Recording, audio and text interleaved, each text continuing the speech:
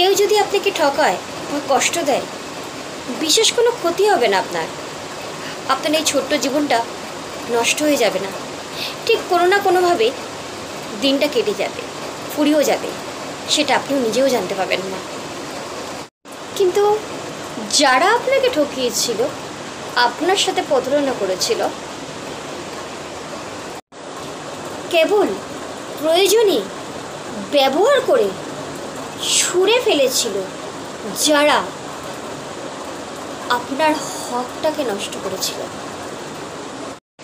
তারা কি দিন শেষে শান্তি মতন নিঃশ্বাস নিতে পারছে কি? পারছে কি?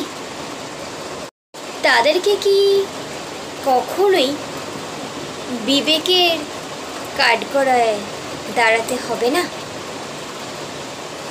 অন্যকে ঠকিয়ে কষ্ট দিয়ে যারা ভাবে জিতে গেছে, তারাই আসলে বোকার স্বর্গে বাস করছে।